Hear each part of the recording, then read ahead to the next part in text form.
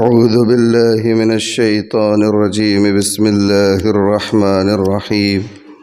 إذ يغشيكم النعاس أمنة منه وينزل عليكم من السماء ماء ليطهركم به ويذهب عنكم رجز الشيطان وليربط على قلوبكم ويثبت به الأقدام.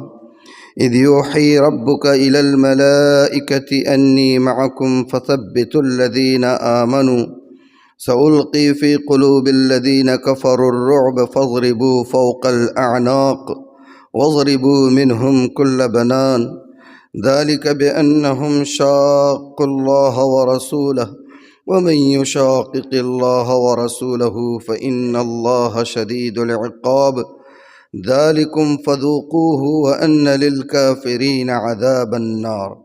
صدق اللہ مولانا العظیم. ترجمہ ان آیات مبارکہ کا یہ ہے، باری تعالیٰ فرماتے ہیں جس وقت کہ اذ یغشکم النعاس امنة منہ، جس وقت کہ ڈال دی اس نے تم پر اونگ. اللہ تعالیٰ نے میدان بدر میں جنگ سے پہلے مسلمانوں پر نیند طاری کر دی تھی. اسی احسان کو اللہ تعالیٰ اور اس نعمت کو اللہ تعالیٰ یہاں بیان فرما رہے ہیں کہ اس نیند کی وجہ سے مسلمان تازہ دم ہو گئے تھے. فرما رہے ہیں کہ یغشیکم النعاس امنة منہ، جس وقت کہ ڈال دی اس نے تم پر نیند، اونگ اپنی طرف سے، امنة منہ تسکین کے لیے، وَيُنَزِّلُ عَلَيْكُم مِّنَ السَّمَاءِ مَاءً، اور اس دن یاد کرو وہ وقت، یا یاد کرنے کے قابل ہے کہ اتارا تم پر آسمان سے پانی، لِيُطَهِّرَكُم بِهِ، تاکہ تم کو اس پانی کے ذریعے سے اللہ تعالیٰ پاک و صاف کر دے، وَيُذْهِبَ عَنْكُمْ رِجْزَ الشَّيْطَانِ، اور تاکہ دور کر دے تم سے شیطان کی نجاست، اس کے وسوسے ہو یا پھر غسل کی ضرورت ہو. بہرحال اس آسمانی بارش کے ذریعے سے اللہ تعالیٰ نے ان چیزوں کو تم سے دور کر دیا. وَلِيَرْبِطَ عَلَىٰ قُلُوبِكُمْ وَيُثَبِّتَ بِهِ الْأَقْدَامِ، اور تاکہ مضبوط کر دے تمہارے دلوں کو.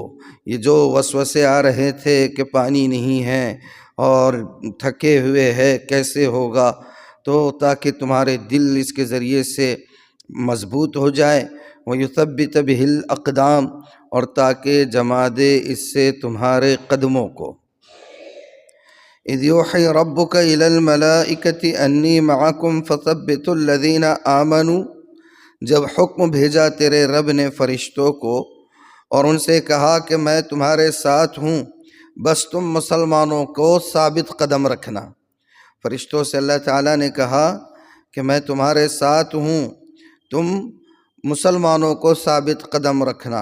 ان کے دلوں کے اندر تصرف کر کے حوصلہ دے کر، اور دوسرے خود جنگ میں شریک ہو کر کفاروں کو کیفر کردار تک پہنچا کر. سألقی فی قلوب الذین کفروا الرعب، اللہ تعالیٰ فرشتوں سے فرما رہے ہیں اور مسلمانوں سے بھی کہ سألقی فی قلوب الذین کفروا الرعب، جن لوگوں نے کفر کیا، جو کافر ہے، جو منکر ہے، میں ان کے دلوں میں تمہاری دہشت ڈال دوں گا. فَاضْرِبُوا فَوْقَ الْأَعْنَاقِ وَاضْرِبُوا مِنْهُمْ كُلَّ بَنَانٍ، تو ان کمبختوں کو، ان کافروں کو، ان کی گردنیں اڑاؤ. وَاضْرِبُوا مِنْهُمْ كُلَّ بَنَانٍ، اور ان کے پور پور پر جو ہے تو وار کرو. اللہ تعالیٰ فرما رہے ذَلِكَ بِأَنَّهُمْ شَاقُّوا اللَّهَ وَرَسُولَهُ، یہ سزا کیوں ہے؟ یہ اس واسطے ہے کہ انہوں نے اللہ اور اس کے رسول کی مخالفت کی. وَمَن يُشَاقِقِ اللَّهَ وَرَسُولَهُ فَإِنَّ اللَّهَ شَدِيدُ الْعِقَابِ، اور جو کوئی اللہ اور اس کے رسول کا مخالف ہوگا، فَإِنَّ اللَّهَ شَدِيدُ الْعِقَابِ، تو بے شک اللہ کا عذاب سخت ہے. ذَلِكُمْ فَذُوقُوهُ، تو یہ ہے تم چکھو. اب کافروں سے خطاب. وَأَنَّ لِلْكَافِرِينَ عَذَابَ النَّارِ، اور جان رکھو کہ کافروں کے لیے دوزخ کا عذاب ہے. یہ ہو گیا ترجمہ ان آیات مبارکہ کا جن کی ابھی آپ کے سامنے تلاوت کی گئی تھی.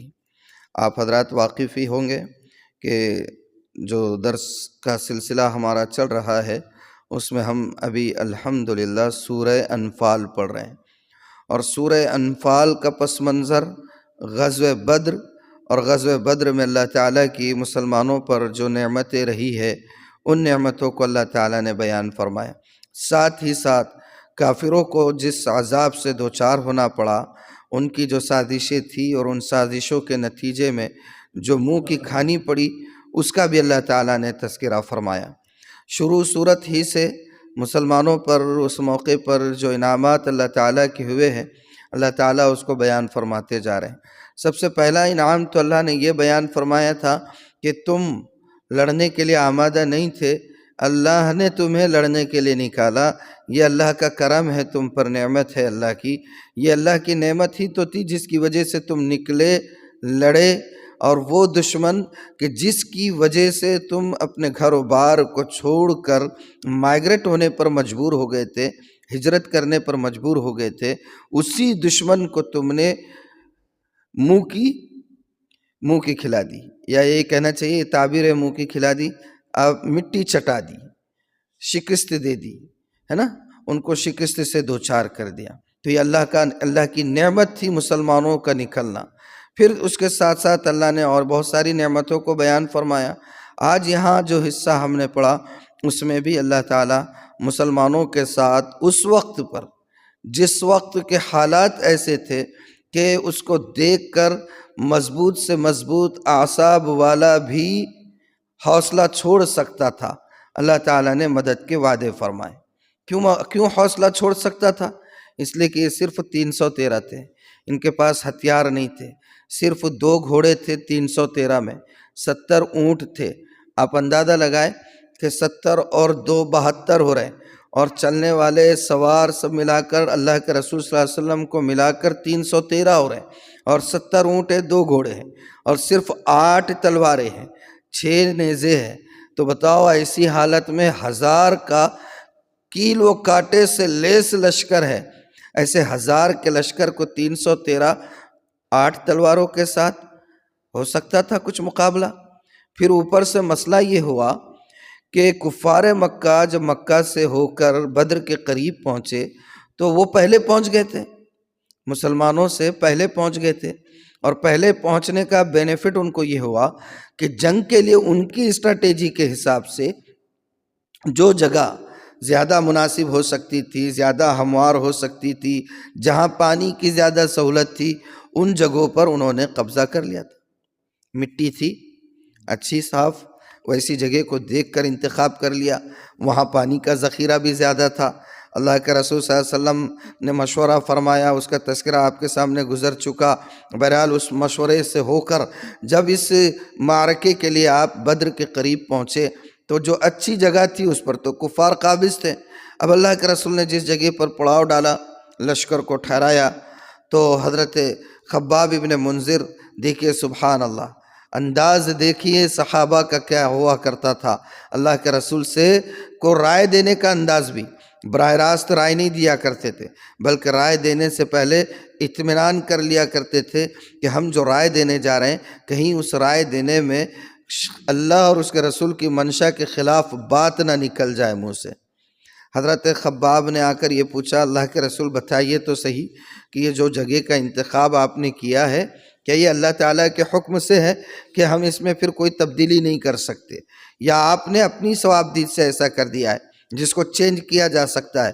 اللہ کے رسول نے فرمایا کہ نہیں، بالکل یہ اللہ کی طرف سے نہیں ہے، یہ ہم نے اپنی ثوابدید سے کیا اور اس کو چینج کر سکتے ہیں۔ تو حضرت خباب ابن منذر نے فرمایا تھا کہ اللہ کے رسول اگر ایسی بات ہے تو ہماری رائے یہ ہے کہ یہ زمین جہاں پر، یہ جگہ جہاں پر مسلمانوں نے پڑاؤ ڈالا ہے، یہ بہرحال معرکے کے لیے ہمارے لیے مناسب نہیں ہے، یہاں پانی کا بالکل نام و نشان نہیں ہے، یہاں زمین جو ہے بہت چٹیل ہے، تھوڑا سا آگے جا کر اونچائی کی جگہ پر ہم وہاں پر ایک تھوڑا سا پانی کا ذخیرہ بھی ہوگا، وہاں ٹھہر جاتے ہیں۔ اللہ کے رسول نے ان کی اس رائے کو قبول کیا۔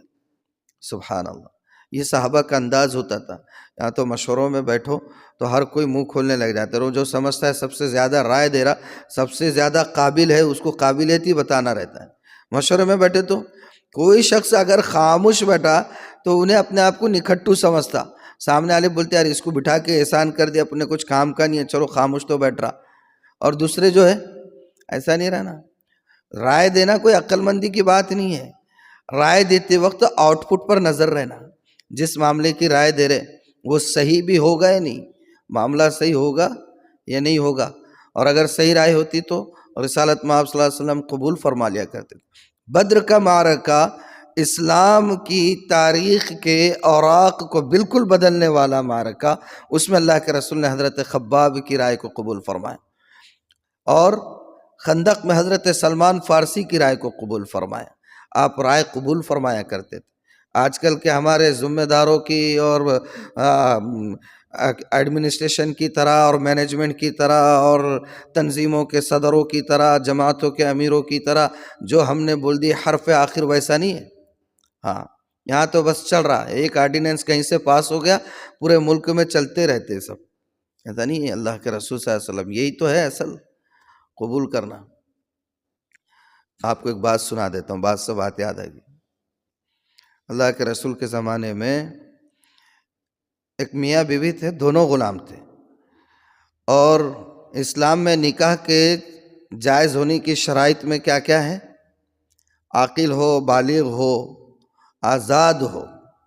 آزاد ہوگا تو خود کا نکاح کر سکتا، آزاد نہیں ہوا تو نکاح ہوتا کیا؟ نہیں ہوتا، کیونکہ اس کی اپنی جان ملکیت، اس کی اپنی جان اپنی ملکیت میں نہیں ہے۔ دونوں میاں بیوی تھے اور دونوں غلام تھے، دو الگ الگ لوگوں کے۔ دونوں غلاموں نے آپس میں شادی کر لی تھی، شادی ہو گئی ہوئی تھی ان کی، مگر وہ کسی اور کی باندھی تھی، یہ کسی اور کے غلام تھے، یا دونوں میں سے کوئی ایک غلام ہوگا، شاید وہ بیوی باندھی تھی۔ اب ہوا یہ کہ بیوی کے مالک نے بیوی کو آزاد کر دیا۔ اب یہ آزاد ہو گئی تو غلامی میں کیا ہوا نکاح آزاد ہوتے ہی فوراً ختم ہو جاتا ہے، کیونکہ اب یہ با اختیار ہوگی، پہلے با اختیار نہیں تھی۔ غلامی میں کیا ہوا نکاح آزاد ہوتے ہی ختم۔ اب اس کو اختیار رہتا ہے کہ چاہے نکاح کرنا ہے، اس کے ساتھ برقرار رہنا ہے، رہے نکاح کر کے، ایجاب و قبول کر کے، چاہے تو علیحدہ ہو جائے۔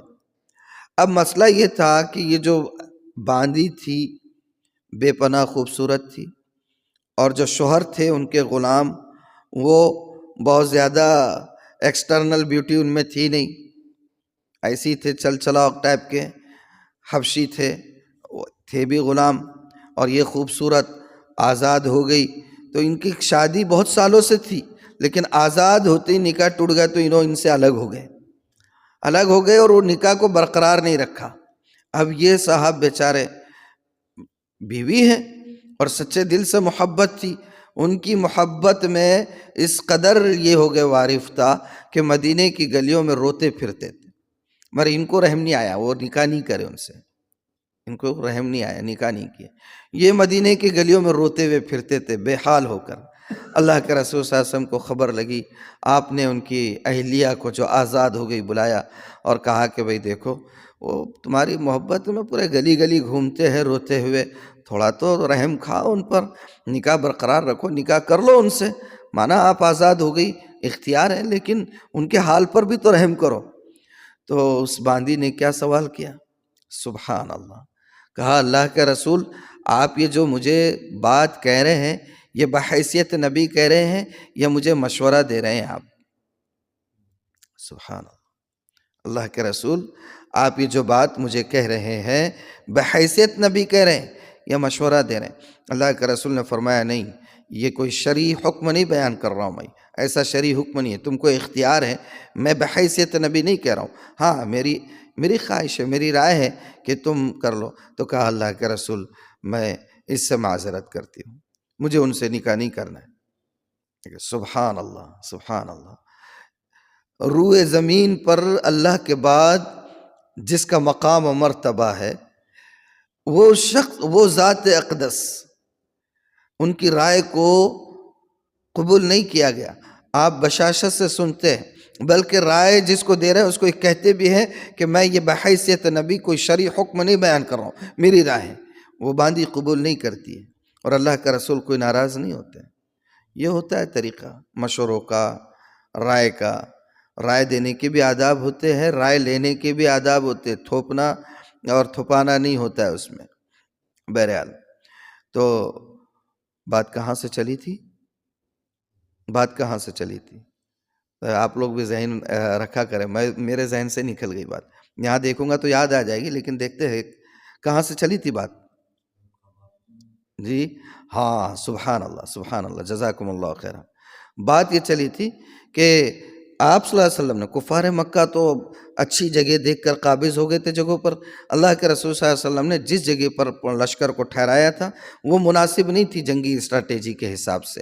حضرت خباب نے مشورہ دیا، آپ نے ان کے مشورے کو قبول فرمایا، اور پھر جس جگہ حضرت خباب نے اشارہ فرمایا تھا اللہ کے رسول نے لشکر کو وہاں ٹھہرایا۔ وہ تھوڑا سا جس جگہ پر کفار ٹھہرے ہوئے تھے اس سے اونچائی پر تھی یہ جگہ تھوڑی، اور وہاں پر کچھ پانی کا بھی نظم تھا۔ دوسری خاص بات یہ تھی کہ یہاں ریت تھی، ریت بالو تھی، ادھر جو ہے زمین ہموار تھی، ادھر ریت تھی، اور اب جب مسلمان وہاں ٹھہر گئے تو وہاں پر پیر بھی پھنسنے لگ گئے ریت میں۔ مگر بہرحال یہ کیفیت میں وہاں ٹھہر گئے، مسلمانوں کے دلوں میں وسوسے آنے لگے کہ ایک تو پانی نہیں ہمارے پاس، تھوڑا بہت پانی ہے، زمین ایسی ملی پوری ریت ہے، اور اگر لڑنے کو چلیں گے تو قدم اٹھانا دوبر ہو جائے گا۔ تو وسوسے، شیطان کو تو موقع چاہیے، کم بخت خالی طاق میں رہتا کہ کہاں اس کے دماغ کو تھوڑا سا ہلکا سا اشارہ کر دے اور انہیں کام کرنا شروع کر دے، اسی طاق میں رہتا۔ وسوسے مسلمانوں کے دلوں میں آنا شروع ہو گئے، یہ کیفیت تھی۔ اللہ تعالیٰ فرما رہے کہ دیکھو یاد کرو جس وقت ہم نے تم پر اونگ ڈال دی، امنتم منہ، کائے کے لیے ڈالی؟ تمہیں تسکین پہنچانے کے لیے۔ حضرت علی فرماتے ہیں کہ غزوہ بدر سے پہلی والی رات میں شاید ہی کوئی ایسا ہوگا جس کو نیند کا تقاضا ہو یا نہ ہو وہ بھرپور نہ سویا ہو، سوائے اللہ کے رسول صلی اللہ علیہ وسلم کے، کہ اس لیے کہ اللہ کے رسول صلی اللہ علیہ وسلم وہ پوری رات صرف اللہ سے دعا کرتے رہے کہ اے اللہ اگر تو نے آج اس چھوٹی سی ٹکڑی کی نصرت نہ فرمائی تو قیامت تک تیرا نام لیوا کوئی یہاں پر باقی نہ رہے گا۔ یہ الفاظ نبی کی زبان سے نکل سکتے تھے۔ رات بھر اللہ کے رسول دعا کرتے ہیں۔ حضرت ابو بکر بار بار اللہ کے رسول کو کہتے ہیں کہ اللہ کے رسول بس کیجئے، اللہ آپ کی دعا کو اور اللہ آپ کی خواہش کو ضائع نہیں فرمائے گا۔ آپ کی ردائے مبارک، آپ کی شال بار بار دعا کرتے ہوئے آپ کے شان مبارک سے نیچے گر جاتی، اور ابو بکر اس کو اٹھا کر آپ کے کندھے پر ڈالا کرتے۔ لیکن وارفتگی کا عالم تھا، بے خودی کا عالم تھا، جس میں اللہ کے رسول دعائیں فرما رہے تھے، دعا قبول ہوئی۔ اللہ تعالیٰ فرما رہے وہ وقت بھی یاد کرو جب اس نے تم پر اونگ ڈال دی تھی تسکین کے لیے۔ وَيُنَزِّلُ عَلَيْكُم مِّنَ السَّمَاءِ مَاءً، اور آسمان سے تم پر بارش برسا دی، پانی کی برسات ہو گئی۔ لِيُطَهِّرَكُم بِهِ، یہ جو تمہارا مسئلہ تھا نا کہ پانی نہیں ہے، غسل کرنا ہے، وضو کرنا ہے، پاکی حاصل کرنا ہے، اللہ نے اس کا نظم فرما دیا۔ مسلمانوں نے ایسے حوض کی طرح کچھ بنا کر اس میں پانی کا ذخیرہ کر لیا، غسل بھی کر لیے، وضو بھی کر لیے، پینے کا بھی پانی جمع ہو گیا۔ جو زمین ریتیلی تھی جہاں پیر دھس رہے تھے پانی کی وجہ سے وہ ایک بالکل پختہ سڑک کی طرح بن گئی کہ اب اس پر پیر ٹھہرنے لگ گئے، اور ادھر یہ ہوا کہ وہ لوگ نشیب میں تھے، اتار میں تھے، پانی کی وجہ سے ان کی زمین پوری کی پوری دلدل نما ہو گئی، کیچڑ ہو گیا، ان کے پیر دھسنے لگے اس میں، یعنی منظر ہی الٹ ہو گیا۔ جو بظاہر ایسا لگ رہا تھا کہ زمین ان کے حق میں ہے وہ ان کے خلاف ہو گئی، اور جو زمین جو علاقہ لگ رہا تھا کہ یہ مسلمانوں کے لیے ہموار نہیں ہے وہ مسلمانوں کے لیے ہموار بن گیا۔ تو اللہ نے ایسی مدد فرمائی بدر کے موقع پر، ہر لائن سے اللہ نے بدر میں مدد فرمایا کہ آسمان سے پانی اتارا تاکہ تم کو پاک و صاف کرے اور تم سے شیطان کی گندگیوں کو دور کرے، وَلِيَرْبِطَ عَلَىٰ قُلُوبِكُمْ، اور مضبوط کرے تمہارے دلوں کو۔ یہ جو وسوسے شیطان ڈال رہا تھا نا، یہ وسوسے اس سے ختم ہو جائے، وَيُثَبِّتَ بِهِ الْأَقْدَامَ، اور تمہارے قدموں کو اس سے ثابت قدم کر دے تمہیں۔ اِذْ يُوحِي رَبُّكَ إِلَى الْمَلَائِكَةِ، یہ دوسرے انعام کا تذکرہ یہاں سے ہو رہا ہے۔ فرما رہے کہ جب حکم بھیجا تیرے رب نے فرشتوں کو کہ میں تمہارے ساتھ ہوں، تم مسلمانوں کے حوصلوں کو بڑھاتے رہو۔ فرشتوں کو اللہ تعالیٰ نے نازل فرمایا۔ یہ دوسرا انعام۔ سَأُلْقِي فِي قُلُوبِ الَّذِينَ كَفَرُوا الرُّعْبَ، اللہ تعالیٰ فرما رہے ہیں کہ دیکھو مسلمانوں کا حوصلہ بڑھانا، میں ادھر سے کافروں کے دلوں میں مسلمانوں کی اور تمہاری دہشت پیدا کر دوں گا۔ اس کے بعد فرمایا فَاضْرِبُوا فَوْقَ الْأَعْنَاقِ وَاضْرِبُوا مِنْهُمْ كُلَّ بَنَانٍ، مارو ان کافروں کی گردنوں پر اور کاٹو ان کے پور پور۔ یہ جو انگلیاں ہیں یعنی پورا ایک پور پور بولنے کا مطلب یہ ہے کہ جسم کے کوئی حصے کو ان کے چھوڑنا مت، پکڑ کے ختم کرو۔ ذَلِكَ بِأَنَّهُمْ شَاقُّوا اللَّهَ وَرَسُولَهُ، یہ اس واسطے ہے کہ وہ اللہ اور اس کے رسول کے مخالف ہوئے۔ وَمَن يُشَاقِقِ اللَّهَ وَرَسُولَهُ فَإِنَّ اللَّهَ شَدِيدُ الْعِقَابِ، اور جو کوئی اللہ اور اس کے رسول کی مخالفت کرے گا تو اللہ تعالیٰ کا عذاب سخت ہے۔ ذَلِكُمْ فَذُوقُوا، تو تم چکھ لو، کافروں سے کہا جا رہا ہے۔ وَأَنَّ لِلْكَافِرِينَ عَذَابَ النَّارِ، اور جان رکھو کہ کافروں کے لیے دوزخ کا عذاب ہے۔ یہ اللہ نے جو نعمتیں فرمائی تھی مسلمانوں پر بدر کے موقع پر، جن نعمتوں کی وجہ سے وہ جماعت جو بظاہر ایسا لگ رہا تھا کہ ہزیمت سے دوچار ہو جائے گی، فتح وہ کامرانی سے ہمکنار ہو گئی، اللہ کا کرم ہوا۔ الحمدللہ علی ذالک، کہ ہم لوگ یہاں تک پڑھ چکے ہیں۔ اب اگر اللہ تعالی حیات مستعار عطا فرمائے اور توفیق شامل حال رہی تو انشاءاللہ آئندہ حصہ ہم کل پڑھیں گے۔ مسائل کا سلسلہ ہے، وہ بھی ایک مختصر سا پڑھ لیتے ہیں۔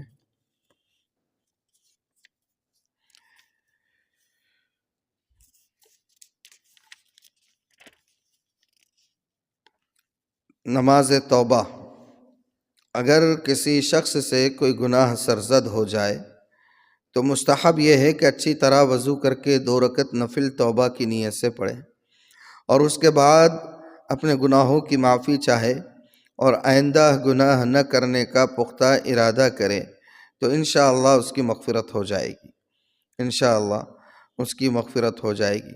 اللہ تعالی عمل کی توفیق عطا فرمائے۔ پہلے تو کوشش یہ ہونی چاہیے کہ کوئی گناہ ہی نہ ہو، لیکن بہرحال انسان ہے، الانسان مرکب من الخطا والنسیان، غلطیوں کا اور بھول چوک کا انسان ہی پتلا ہے۔ فرشتوں کو تو اللہ تعالیٰ نے مادہ ہی نہیں دیا ہے، تو ہونا ہی ہونا ہے۔ اگر کوئی سمجھے کہ گناہ نہیں ہوگا تو انسان ہی نہیں ہے، گناہ ہونا۔ اللہ کو ایسا ہی بندہ پسند ہے جس سے گناہ سرزد ہو اور پھر وہ توبہ کرے۔ اگر گناہ ہی نہیں کر رہا تو پٹھے تے کو پیدا ہی کئی کو کیے بھائی؟ اللہ کی صفت ستاری اور غفاری کا مظاہرہ کس پہ؟ فرشتوں پہ کریں گے؟ تیر پہ ہی کرنے کا ہے۔ گناہ ہوں گے تو شرمندہ ہونا، توبہ کرنا، نماز پڑھنا اور گڑ گڑا کر اپنے گناہوں سے معافی مانگ کر دوبارہ اس گناہ کا ارتکاب نہیں کرنا۔ میرے یہ کہنے کا یہ مطلب نہیں ہے کہ پٹھے بولے تو اب گناہ کرنا شروع کر دیں گے، نہیں نہیں، مطلب یہ کہ ہو گیا تو توبہ کر لینا۔ اللہ تعالی عمل کی توفیق عطا فرمائے۔ سبحان اللہ، تھوڑا مجھے بھی کبھی کبھار ایسا لگتا ہے کہ بات نہ پکڑ لیں تو بات آ جاتی ہے۔ سبحان اللہ و بحمدہ، سبحانک اللہم و بحمدک، نشہد ان لا الہ الا انت نستغفرک و نتوب الیک، سبحان ربک رب العزت عما یصفون، سلام علی المرسلین والحمد للہ رب العالمین۔